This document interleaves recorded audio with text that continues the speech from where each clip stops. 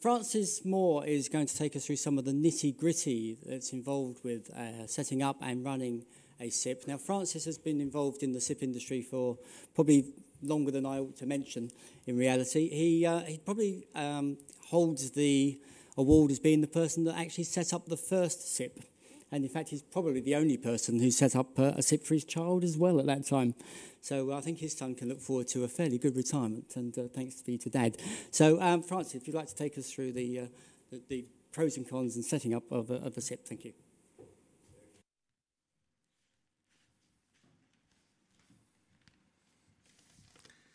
Good evening. Sippex 2010. I think we've got the most fantastic audience this evening. Let me take you through. I'm going to take you through the role of the SIPP Trustee and the Scheme Administrator and a few pointers as to what to look out for. Firstly, what actually goes on within a self-invested personal pension? Well, firstly, it's a personal pension. Self-invested, unfortunately, was a title given when we launched SIPPs back in 1990 by the media, self-invested. I prefer the term member-directed. It's not actually invested in self. You'll get into all sorts of trouble if you start doing that. Apart from actually setting up a SIPP, it goes through a fairly sort of standard application process. We need to know all sorts of information about you and your potential beneficiaries. You'll be looking to fund your SIPP, probably with transfers from registered pension schemes. Now, one of the huge changes that we had in the industry through 2005 was this great simplification exercise that followed on from the Pickering Review in 2004. And we had all the sorts of excitement about residential property and things like that. And I even got summoned to Treasury in 2005 to have residential property blamed on me. But actually it was the government that selected it and wanted to put it into personal pension schemes. And Gordon Brown, a couple of months later, had to stand at the dispatch box and announce that there were not going to be any buy-to-lets in people's pensions.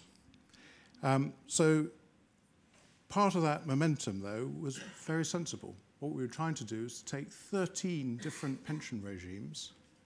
We have actually discovered another one that sort of got through the net.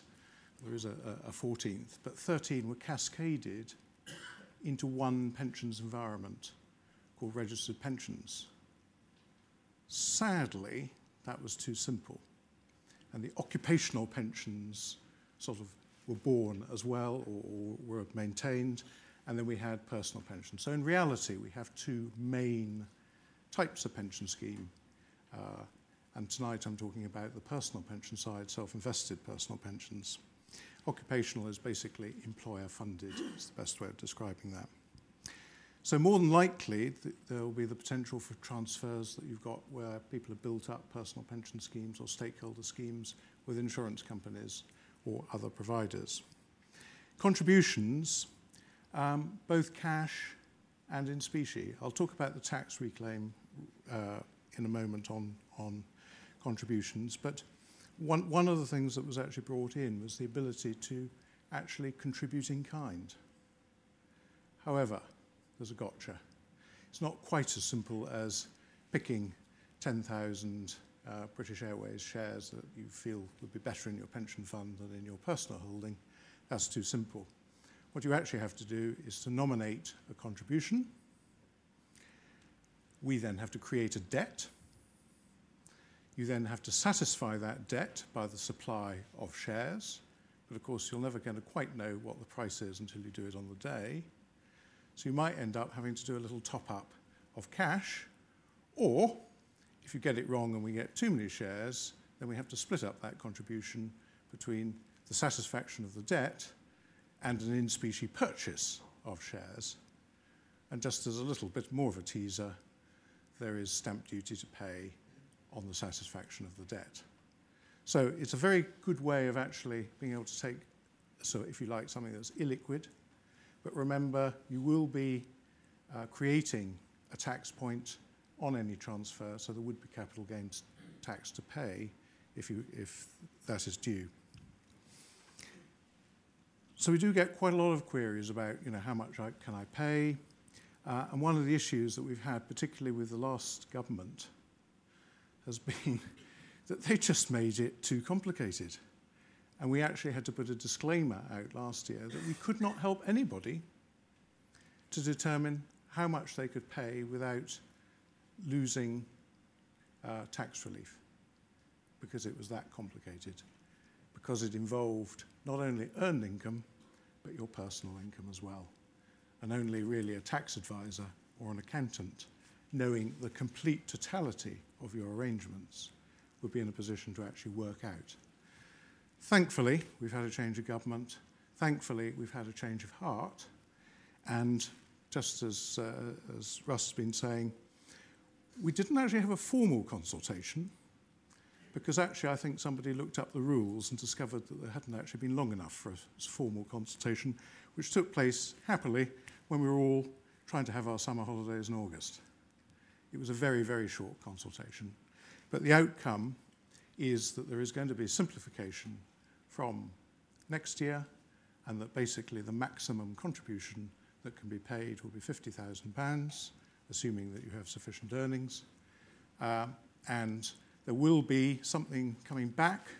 It'll either be carry back or carry forward. I'm not quite sure which it's going to be. But that's going to reappear to try and ameliorate the issue for the self-employed and entrepreneurs, where this sort of steady rate of accrual suits people that are employed, but does not suit people who are in irregular earnings patterns. Enough of that for now. The thing that I think most of you have come here with experience of is doing investments, making investments.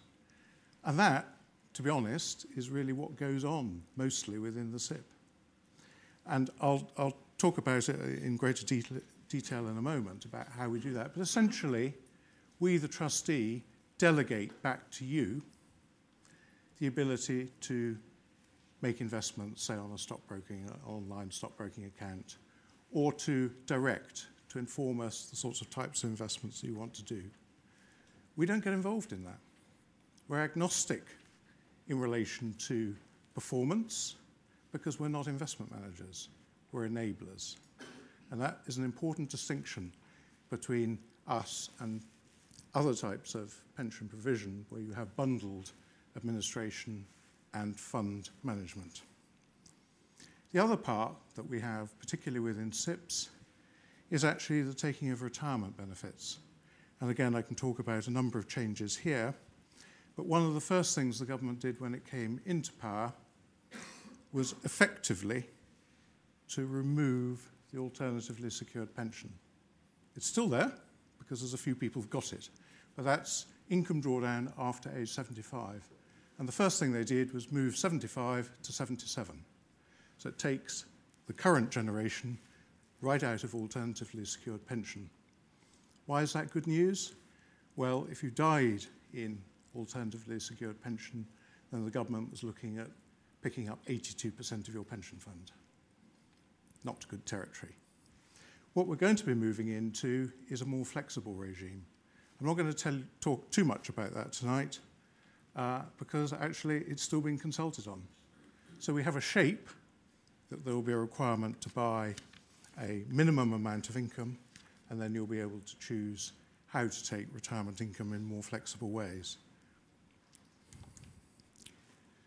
So what can a SIPP invest in? Almost anything. And indeed, as Russ teasingly put, horses and art. I'll come to that in a moment. However, sting in the tail. Last government had a very clever way of dealing with things. If they didn't like you to do it, they just merely taxed you a lot. So the answer here is most investments are permitted, but you need to watch out because some get taxed on you very hard. So we can also transact with assets, as I was saying, in specie contributions is one example, but we can actually transact with connected persons. That's you or your family. But it must be at open market price. And people come up with very imaginative ideas about independent valuations, but I'm afraid we have to be quite strict about that. Russ took you through the asset classes. Really, again, I think because we're not fund managers, we're agnostic about what is a growing debate in the marketplace between active fund managers and passive funds, such as exchange-traded funds. Now, there's lots of material on that. I think Jonathan might expand on it, I'm not sure, later. But one of the great joys of SIPPs is that you can play either in the active sector or in the passive sector, or both, or be active in shares and bonds, etc. We were one of the first companies to add gold bullion to our facilities. And external deposit accounts a few years ago were very much the rage because everyone was running around not just worrying about sovereign debt, but worrying about which bank, this one included, was going to stand up. So we did a lot of work working with other institutions to be able to push cash into different havens so that we could benefit from the Financial Services Compensation Scheme, remembering that that's now 50,000 per provider. But there are some gotchas in that as well. Residential property isn't actually banned, it's just taxed out of existence if you get it wrong. And basically, provided residential property is wrapped into some form of fund or a wrapper and qualifies as what we call genuinely diverse vehicle, which means more than £1 million of residential property, 3 or more properties, and no one property to exceed more than 40%, then it counts as a qualifying investment. However, if you're thinking of setting up a fund and you seed the fund with one property, you're not genuinely diverse, and there could be some nasty tax consequences. And the tax consequences for taxable property are 40% on the individual, 15% on the scheme administrator, and no indexation on capital gains tax when the asset is sold. A very nasty picture if you go that route. There are other investments that we can look at, getting into what we call the more esoteric area of the market. Private limited company shares. Tricky area. We get far too many applications from people that want to bung 50 grand or 100 grand into some mate's company. And yet they've just thrown out all the hard work that I know that you'll do in evaluating investments. And they haven't evaluated the investment. They haven't actually made sure that the person running the company has suitable arrangements. They don't make sure there's proper shareholders agreements, because remember, we're probably going to be the minority shareholder. So there is quite a lot of complexity to making sure that, we're not just throwing our money away, that we're actually making a prudent long-term investment. And that brings me back to the point about SIPPs. They're not self-invested, they're member-directed. But we're a trustee too, and we have responsibilities. And we can't just let you go and throw your money away. So we will bring to your attention quite a number of things that need to be done around private limited company shares. I also mentioned earlier that the revenue require independent valuations. And actually we did have an oil and gas company that we were working on, and someone came up with the cost of the valuation being £1 million. So that was a cheap investment. Contracts for difference, many of you will know about. Foreign exchange, futures and options. Hedge funds, yes, we can do hedge funds, but just, again, it's a simple rule. The further a fund goes from these shores, the more you have to worry about it. What are its custodial arrangements? What is the prudential supervision of that fund? Do the very sexy figures that are put in terms of performance actually add up? So it's a watchword. It can be done, but just watch out.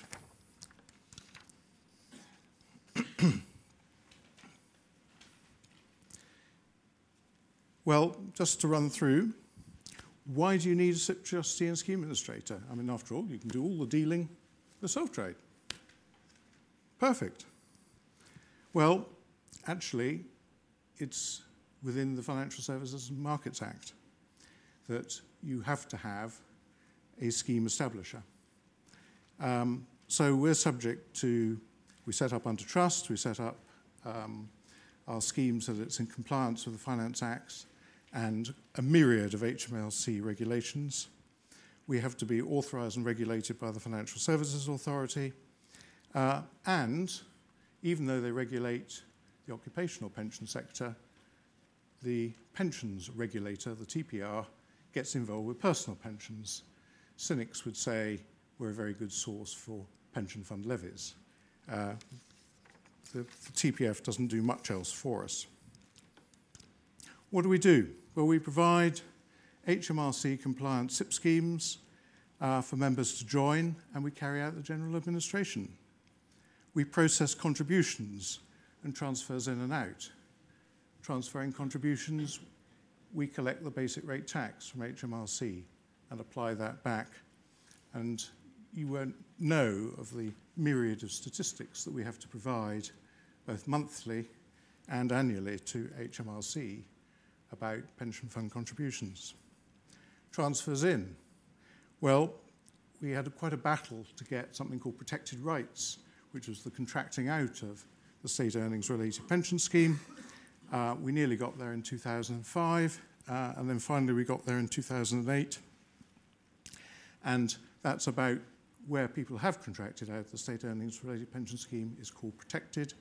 There are other types of pensions that are protected too, but that's the main source.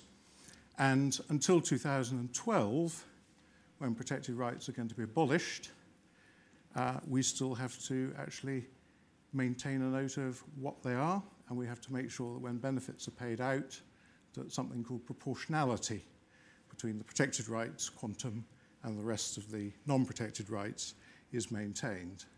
So they're a bit of a pain at the moment, and we're looking forward to getting rid of them in 2012. But nonetheless, it's a under-the-hood bit of complexity that you don't need to worry about, but we do. As I mentioned, we collect tax relief from HMRC, but also there will be some investments where income tax is deducted, and we can reclaim that. So we can do nothing about dividend tax relief. That's gone. That went with dear Mr. Brown. But we can do something about collecting 20% where that's deducted perhaps on interest-paying instrument. On the ACT side, one word of optimism. Yes, we are in dire straits, but the Chancellor, Mr. Osborne, did say that perhaps in a second term, the government would look at whether tax relief, or at least the deductions on dividends, could actually be credited back to pension funds as they were before. And remember, that's taking more than £7 billion a year out of pension funds. So it's an awful lot that could be put back into pension funds. One of the key things is delegating investment authority or making investments that require trustee involvement, because at the end of the day, we're the owner of the pension scheme. You're the beneficiaries. And we record investments and corporate actions and provide annual statements and statutory money purchase illustrations. We also pay benefits. Now, ASP is more or less gone, but tax-free cash and also then transfers out, perhaps further consolidation being done, or more often for annuity purchase. Sadly, we also have to deal with people that die. And one of the benefits of SIPPs, I think, is that as we're trustees, we have a better feel than a sort of rather distant insurance company about what to do, who to pay in relation to beneficiaries of a pension scheme. There's a myriad of reporting that we have to do with the in the revenue, and in complying with FSA rules, including client money protection, capital adequacy, treating customers fairly. We like to think we do that, but the FSA want huge numbers of statistics to prove it.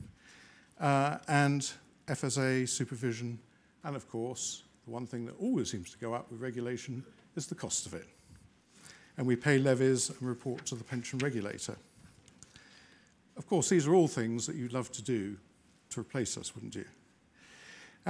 How do we charge? Well, charges very much vary upon the type of SIPP operator.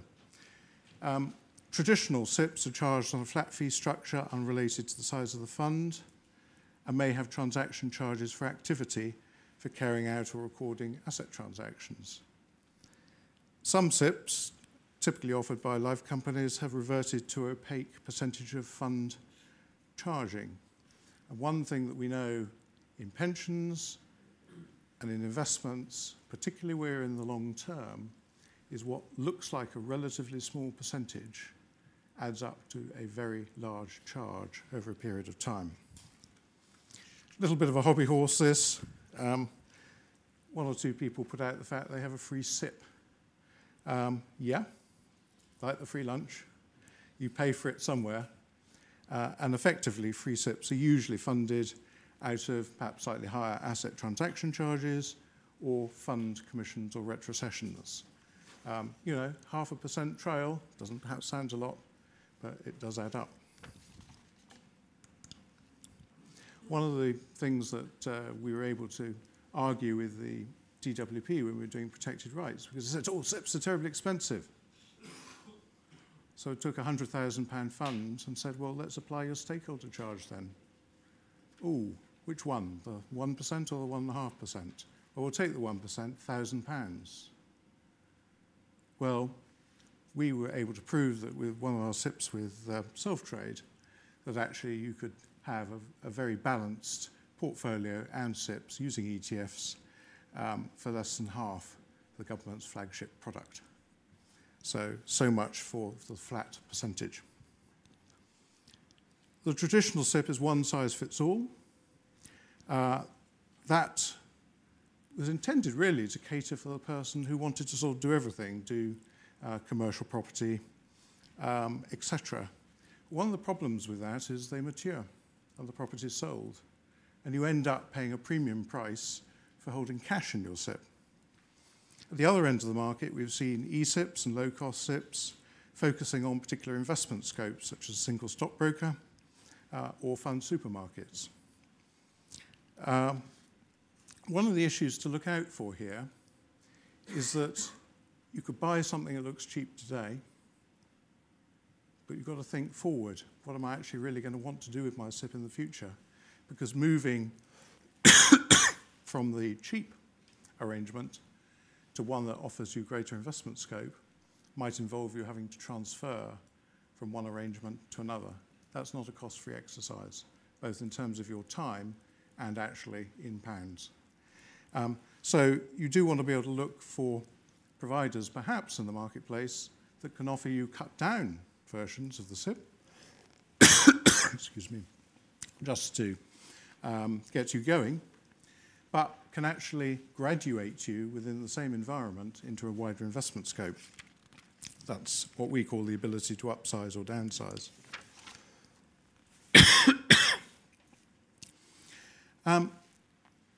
Size of operation. Yes, within the SIPP industry we have a myriad of providers. Some are quite small, still using spreadsheets. Nothing wrong in that. They can provide a very personal service. But the problem is that as they get bigger, the technology runs out. Spreadsheets can't go far enough. And that can be a problem. Larger organizations, particularly older ones, have many legacy systems. And typically are just sort of patching 4 or 5 different systems together. In fact, one large provider I heard of was actually running 11 different systems to try and run its SIPPs. And they really struggle because they're running on a distributed basis, so they've lost that personal contact with you. And I don't know where the call center is, whether it's in the UK or somewhere else. The most effective systems that you need to be looking for are integrated systems that are actually integrating with stockbrokers and other investment parties. Why? Because it enables the capture of data about your investments to be done cheaply. Because the big cost in SIPPs is having to put people in to capture information. So administration and how it's done can greatly differentiate between firms and indeed the costs of running SIPPs. Should you choose a SIPP? Well, I would say, of course. But I'm also the first to say that they're not suitable for everybody. Why? Because you're doing the investment management yourself. I'm probably one of the worst people for having a SIPP, and I've got one, because it's cobbler's shoes, isn't it? I'm running around looking after everybody else's, and I don't have time for mine. And believe you me, with all the great intentions that you may have, you will need to invest time. SIPPs are not for part-time investors. You must devote time. Make sure that you have an exit strategy. You know, the what if you can't manage the investments yourself. Don't hesitate to get advice. Also, think very carefully about transferring legacy pensions. Oh, I've got a final salary scheme over here. I'll transfer it across. But what are you giving up? A gold-plated pension arrangement, maybe other benefits that go with it, is not a simple exercise to say, I will transfer my final salary scheme. And in fact, the presumption of the FSA is that you should not. And it is our presumption you should not, without an IFA actually signing off the merits of that transfer. So it's very important when you're trying to consolidate, and that's one of the great benefits of SIPPs, is about consolidation of everything that you've got out there into one pot. Make sure you analyze what you're giving up. Make sure that you have a strategy that isn't about just tipping the money in and then worrying about it. You actually have a strategy for investing that money. SIPPs are very, very powerful. But with any powerful and complex instrument, you need to learn about it. But the key thing about SIPPs is that you have one environment that goes literally from cradle to grave without needing a series of timeshare pensions, which is what used to happen in the past. And since Dave was good enough to mention that we also kicked off SIPPs for Kids back in 2006, I think it was. And indeed, my son, well, our son, my wife is here, was the first to benefit from the SIPPs for Kids. And in the context of longer-term saving and what needs to be done, grandparents, godparents, and anyone with a spare few pounds to lob towards their godchildren or grandchildren or whatever, what a good idea.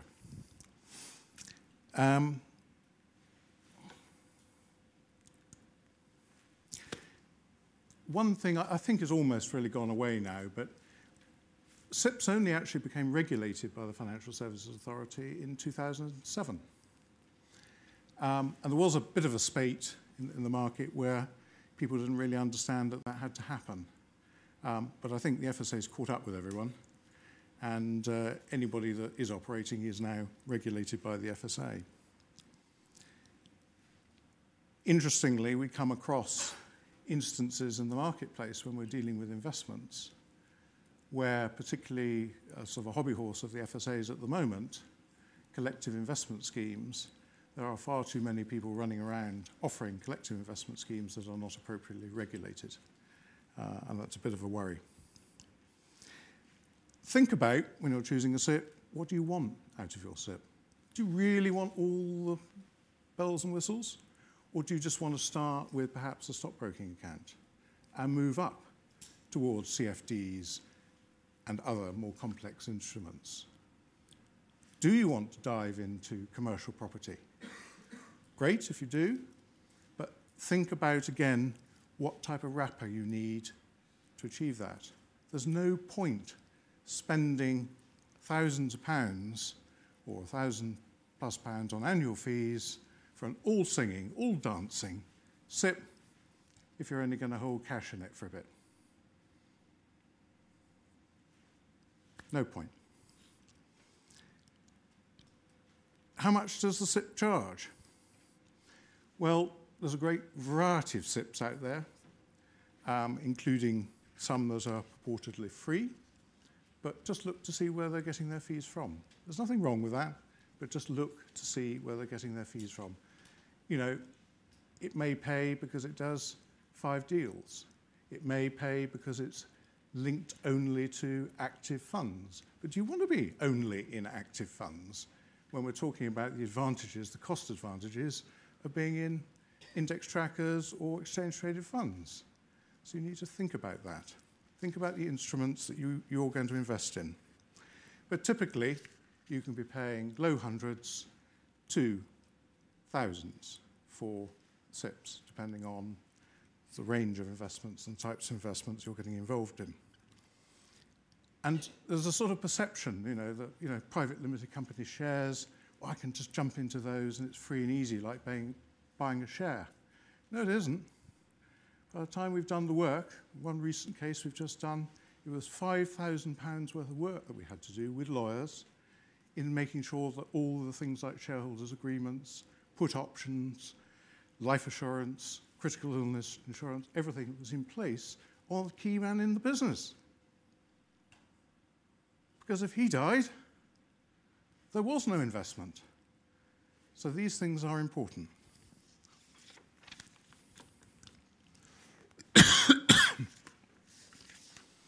Following on in terms of the SIPP, does the scheme offer protected rights? I think pretty much most do now, but from 2008 that was certainly an issue. We were actually one of the first independent companies to actually offer protected rights running in parallel with our SIPP scheme. Why? Because it solved a solution in the marketplace. People wanted to transfer money, but there was protected rights, and up until 2008 you couldn't get them into a SIPP. Does your SIPP offer all the retirement options, including the ability to purchase an open market annuity? USP, ASP's gone now. We're now going to have this new regime, which has been consulted on. I can't tell you much more about than the government's sort of aspirations, because, again, this was a parallel consultation we had in the summer. And actually, really, we would like the government to split it into two. I don't think there was really a difficulty about getting rid of ASP. We were all thumbs up for that, and we could have done that in just probably a week or two of consultation over the summer. That wasn't a problem. But actually, the remainder, this move away from having to buy an annuity to having capped benefits, to changing the whole structure of retirement, that really does need some thinking about. And there's certainly a growing consensus in our industry about actually saying to government, let's deal with the ASP issue first, get rid of that, and actually spend a little bit more time. We've a quick consultation over the summer is not the way to deal with a very long-term situation in terms of what the shape of our retirement window should look like. It's been far too quick.